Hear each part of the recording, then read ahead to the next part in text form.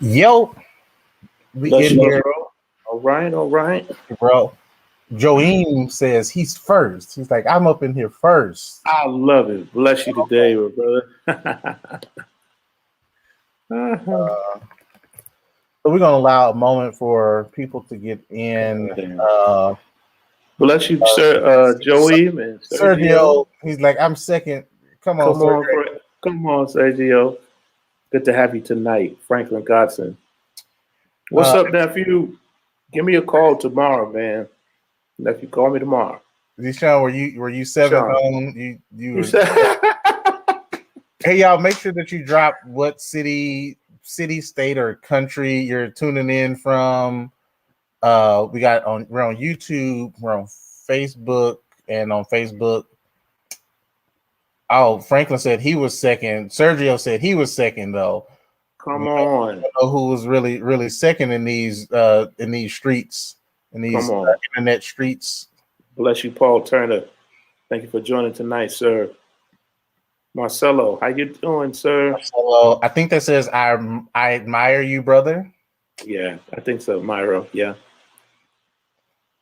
Cool. So we're about to get some stuff started. We're going to have some conversation today. Happy that you are on, that you're watching. Feel free to share so that we can reach more people and share some of the message that we're going to be sharing today. We are kind of discussing creativity, and oftentimes before we go on live, we get an opportunity to just share our perspective. I'm Antoine, this is Quinnell. We share our perspectives with each other before we share a perspective with you, because sometimes in our sharing with each other, we learn that there's some similarities and some things that we might not have known, or we unlock things in one another through our conversation. So with the conversation, if you have questions, if you have thoughts, feel free to post your questions and comments. We're going to talk very specifically about unlocking your creativity, which is going to be a part of a masterclass that is happening this coming Saturday at 11. But we want to kind of preface the masterclass by having this conversation tonight. So I will let Quinnell chime in while I finish getting some stuff ready on my end.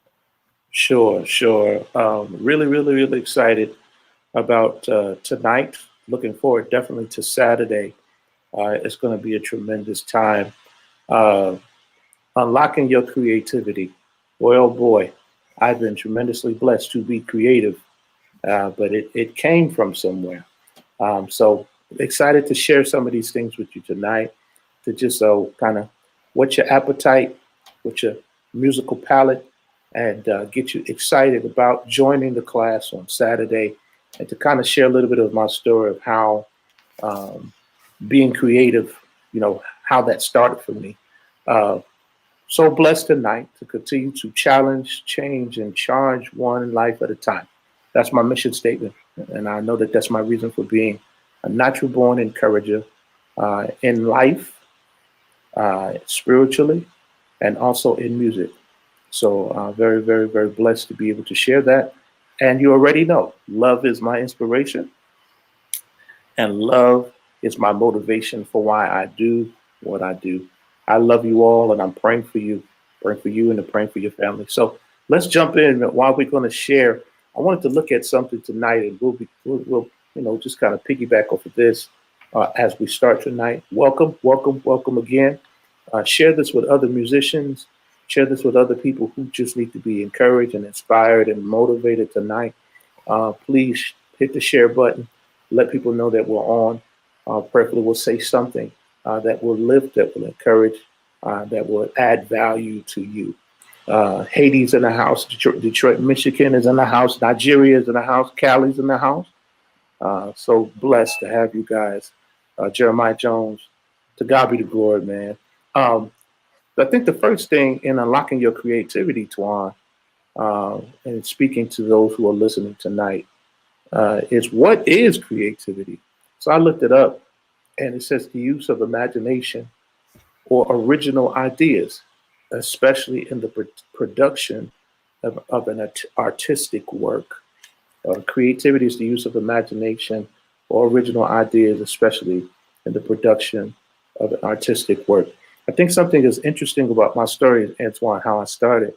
When I first started coming up playing, my teacher, Dr. Ranks Grant, gave me 3 or 4 lessons, and he taught me in the key of C. And starting in the key of C, he showed me a couple of chords for a couple of different songs. C, E, G was one of the main chords that we would play a lot. And he would show me kind of like, he wouldn't say that this is the melody of the song, but you would kind of recognize the song through the chords that he gave me. And so in these, 2, 3, 4 lessons that we had together before he moved, that's all I had. And so with those chords, people would sing the melody. And at church, especially my aunt, God rest her soul, she taught me how to play hymns of the church. But she would sing, and I would have to use the few chords that I had in the first 1, 2 years of my playing to try to play chords around her melody that she was singing until I learned what the melody was. So for me, it wasn't learning the melody first. That's being honest. Some people, we stress in Conquering the Foundation. You'll hear it stressed. You got to learn what the melody is. And then from the melody, you'll be able to go ahead and build the chords. But for me, I started with understanding chords and figuring out how to take these chords and put it around the melody until I learned the melody. And now I began to put both together. And so in State of Course, you'll find that as well. So I'm looking forward to Saturday being able to get more deeper into that.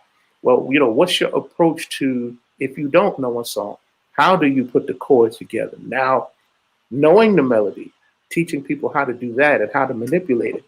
And so for me, Antoine, as we were talking earlier, I thought it was amazing. You took me all the way back, man, to when I first started. And I said, I was a drummer first. Most people don't know that.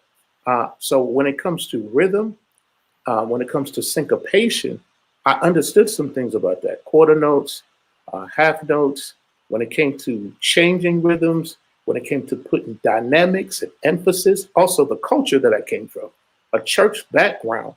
I don't know if people want to admit it, but a lot of the elements, you have a great player in gospel. His name is Richard Smallwood, classical, but he has a gospel background as well.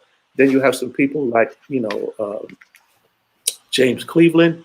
Then you have some other gospel artists, Timothy Wright, and you have many others that bring different elements of rhythm and blues.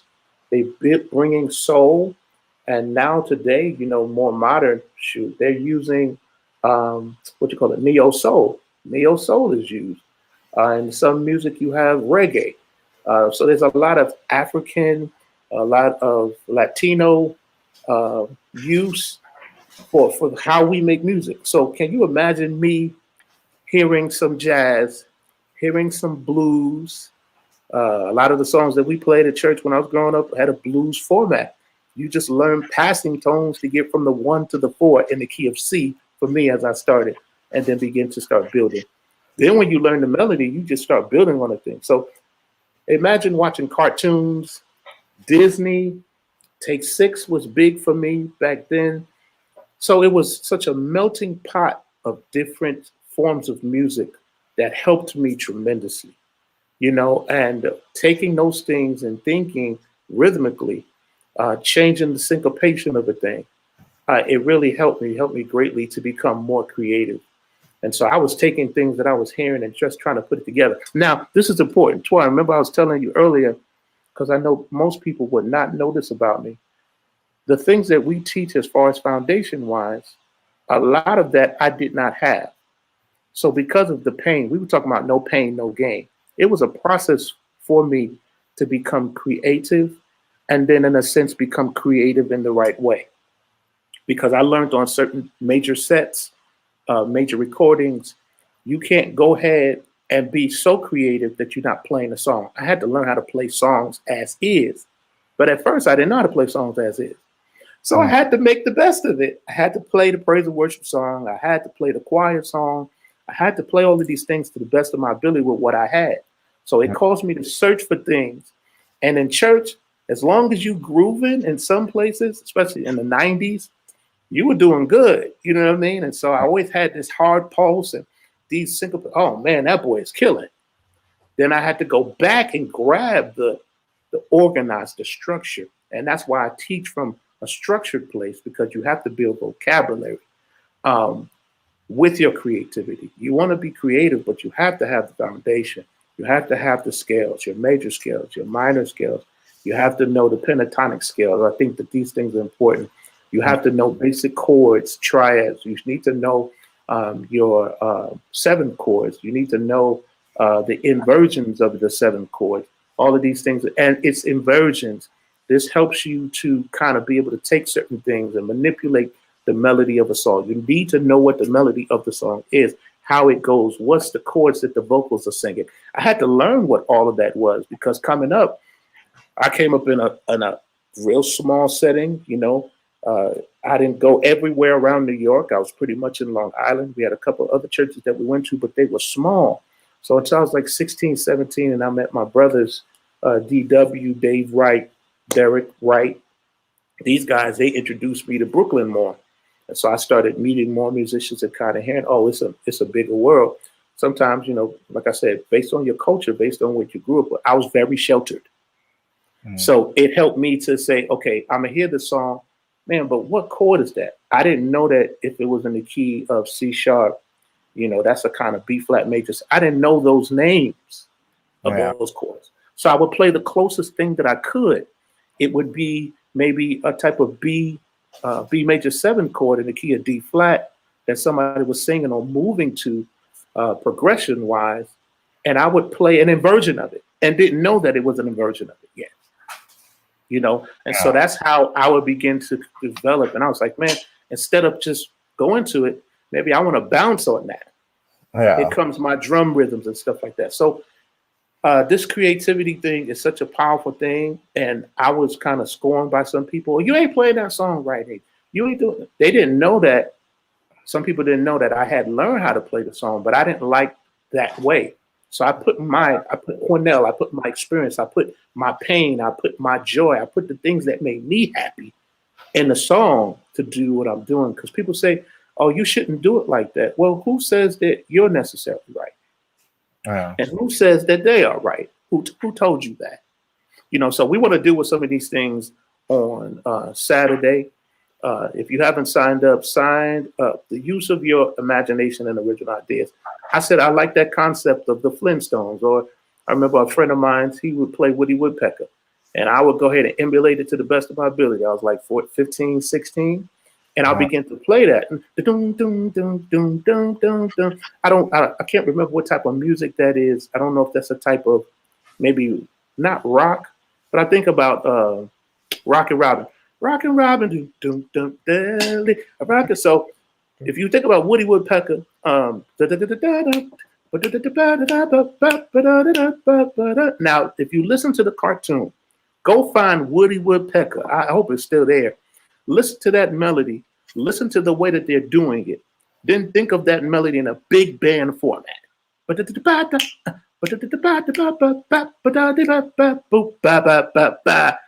the kind of stuff that I would start doing. Anything that I felt in that church service, I was going to bring it out, you know, and that really helped me to go to a whole nother level. And I'm still using these things and producing for people. I'm using these things to unlock people, open them up, and to say, hey, you have a little bit, but we could take your little bit and begin to build on the little bit that you have. Well, I got to have as much as you do. No, maybe not in the beginning. Or maybe, you know, because you haven't lived through what I lived through. You didn't go through my process. You got your own process. But I want to help you with what you have to make the best of it, to understand feel, to understand playing from your heart. I believe we had a video, Twan, that we did a while ago about playing from the heart. I want to teach you how to do that. Where does that come from? So the master classes for me always deal with life, spirituality, and it deals with musicality. And so we're going to be covering these things. I have some interesting songs. I'm not going to tell you the songs.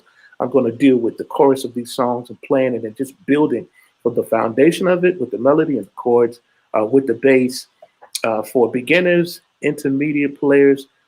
Those of you who are advanced players, you're going to enjoy this too. Got some things we're going to be stretching. Going to be Q&A is going to be big on Saturday. Want you to bring your questions. Yeah, we're going to have a good time. And so I hope I gave you a little bit of where I came from. My creativity stems from not knowing how to properly play the song. Q, what you mean you didn't know how to play the song? No, I didn't know how to play the song. So I did the best I could with what I had, and then I began to build. And as I learned what melody was, and then I learned what the chords was, and I learned, oh, okay, this is how you do this. I didn't stop being creative.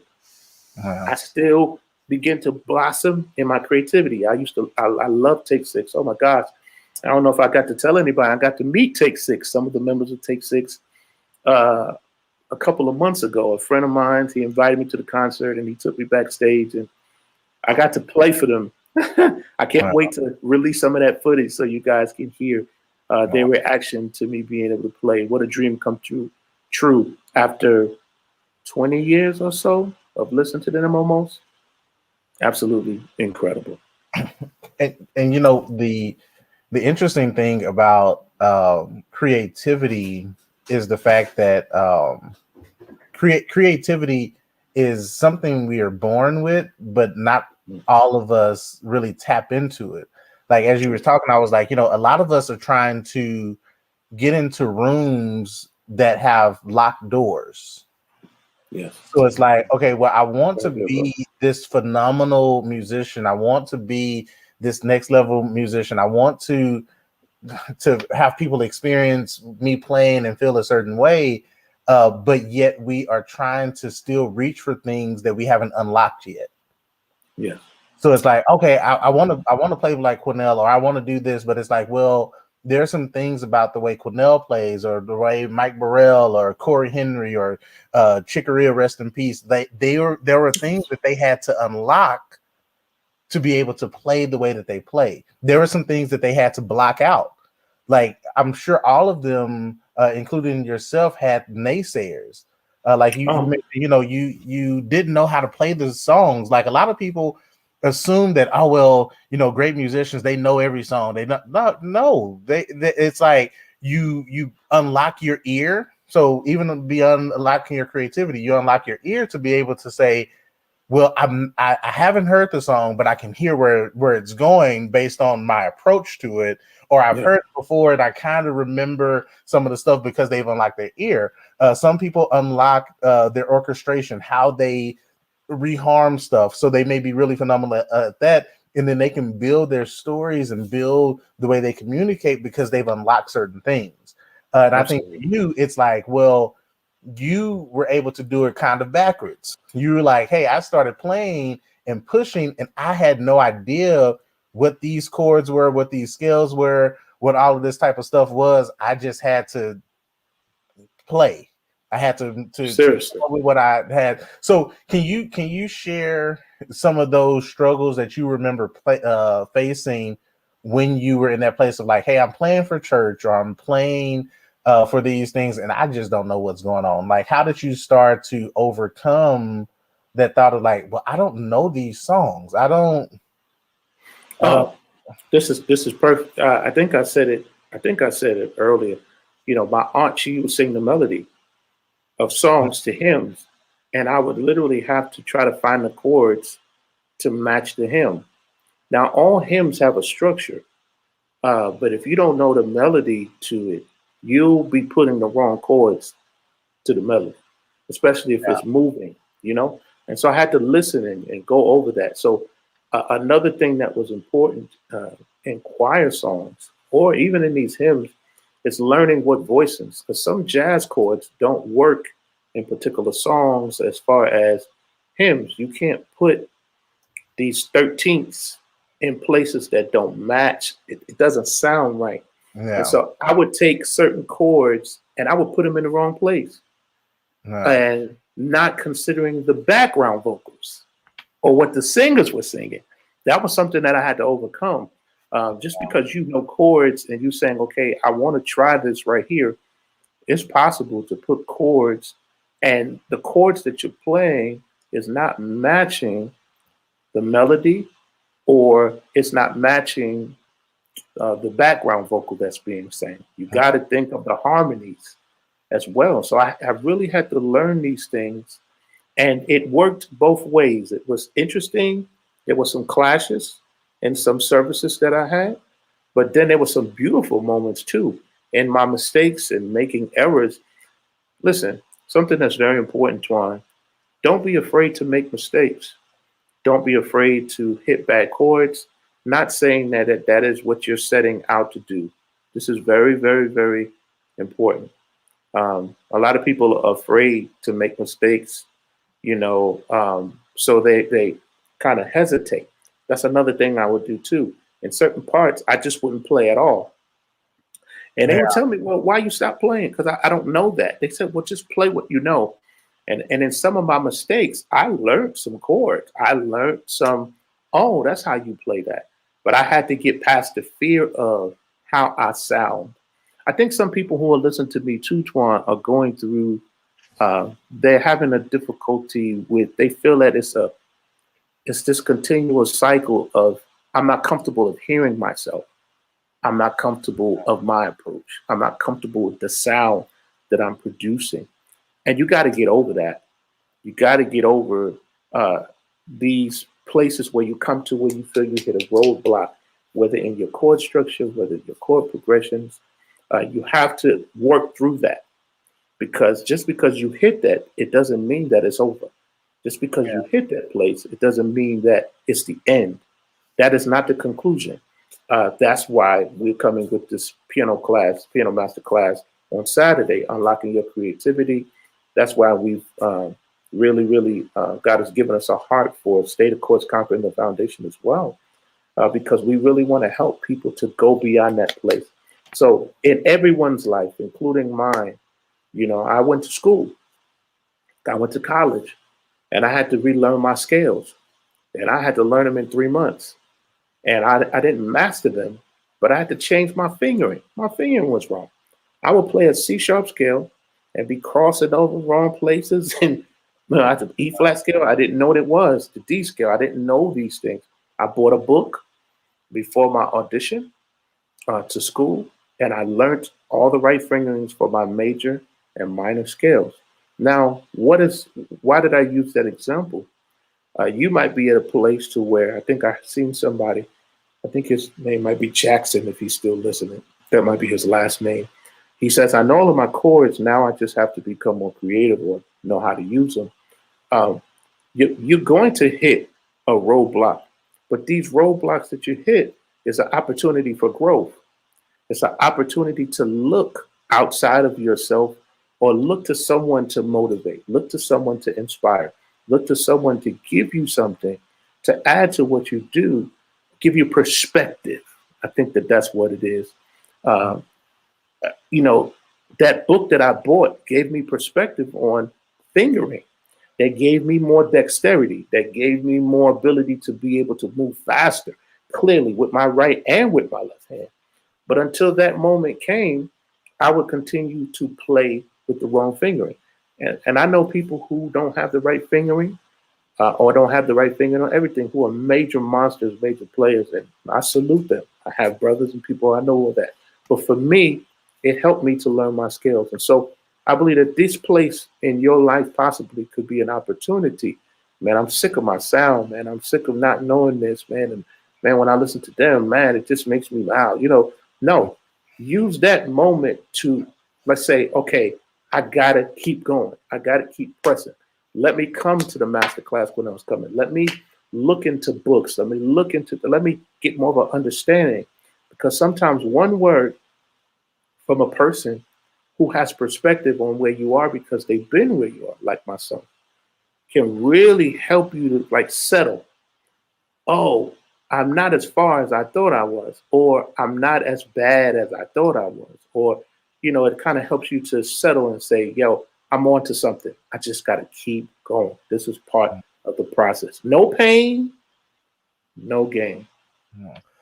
Man, that pulls up so much, and I'll try not to push us into a conversation that's too long, but it's weird because it's like sometimes we don't know where we are because we are stuck in comparison. Sure.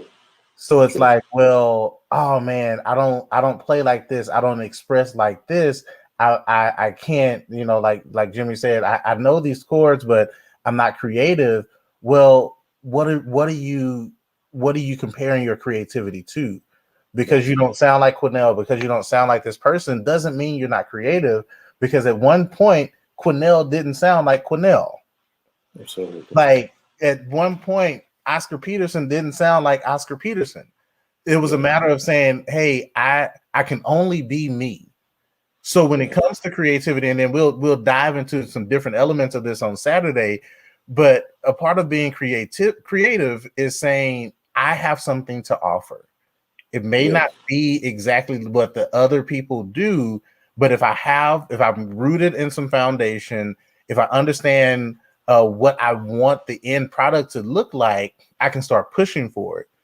Because there's a process to creativity, like from graphic designers to web designers to anybody that's a creative, they have their process. Now, and everybody's process may not be the same, but everybody has their process. Some people's process is a one that says, hey, I want to get to the end quicker, so I know the shortcuts to take. But oftentimes, even musically, we try to take shortcuts, but we don't actually know the long way.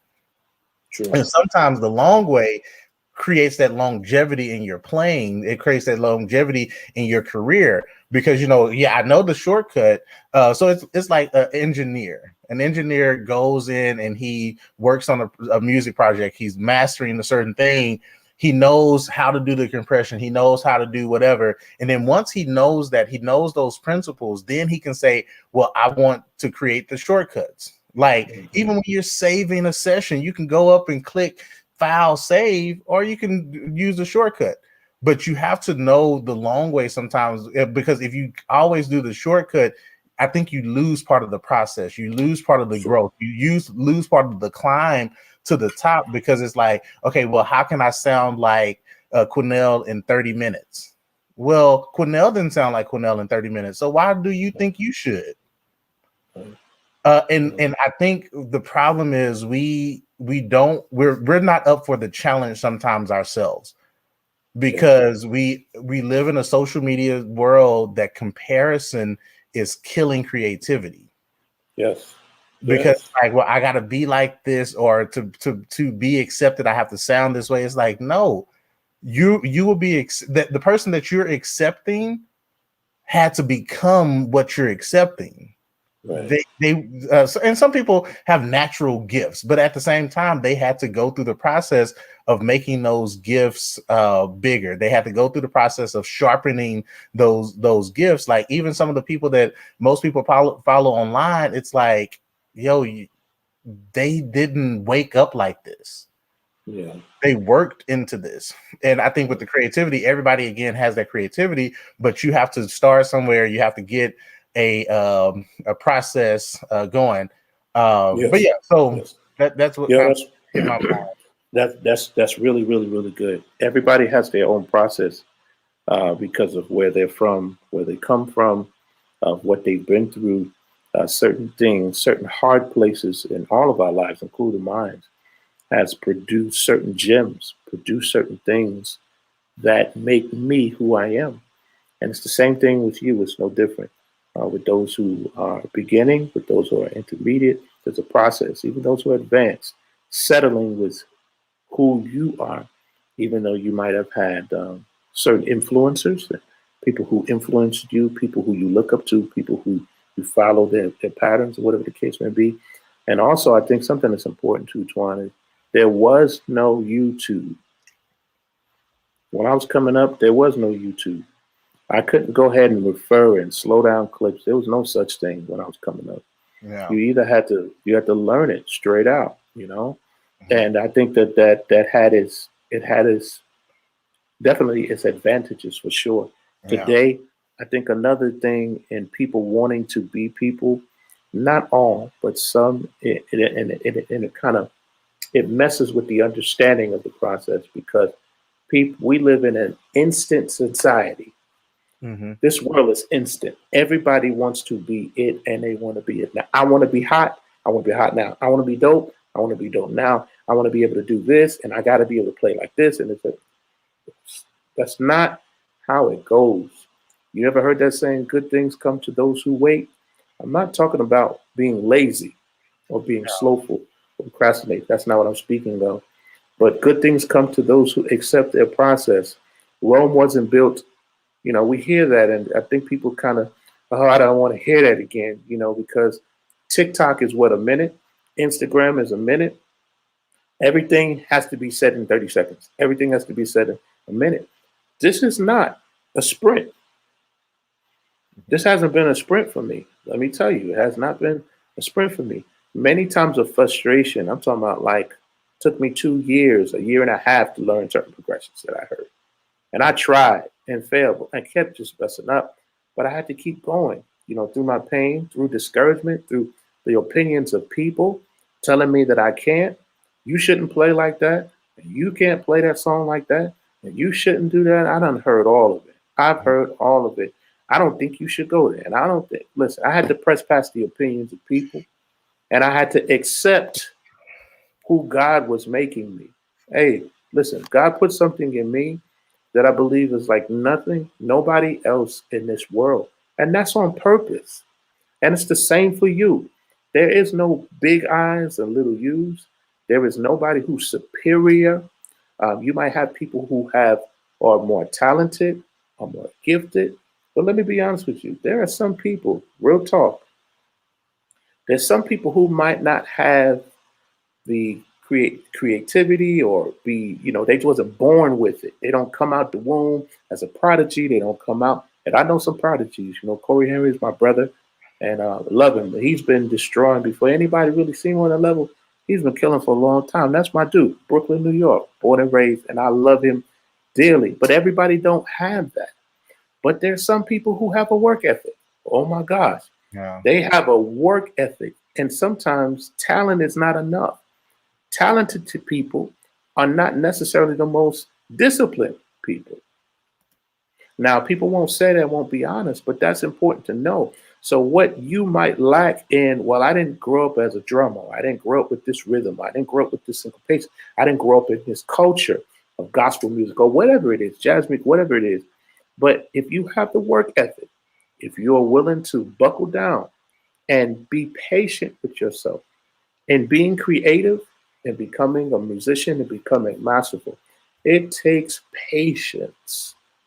You have to be patient with yourself, patient with your failures, patience with your mess ups, patience with trying to find a mentor, find a teacher. Matter of fact, if you're looking one, you ain't got to look no further because I'm willing to help you and to show you what I know.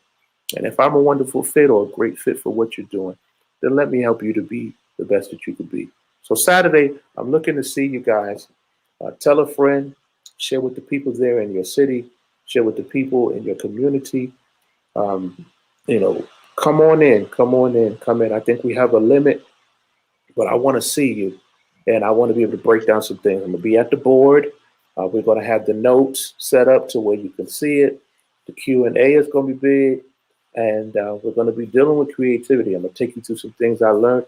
I'm gonna play some songs for you. I'm gonna show you some things that you can take away and really pray that my prayer is I know that when you leave this class, you're going to be inspired and motivated like never before to continue in the process. You're going to understand what process is, and you're going to see it's well worth it if you just continue to endure and go on through it.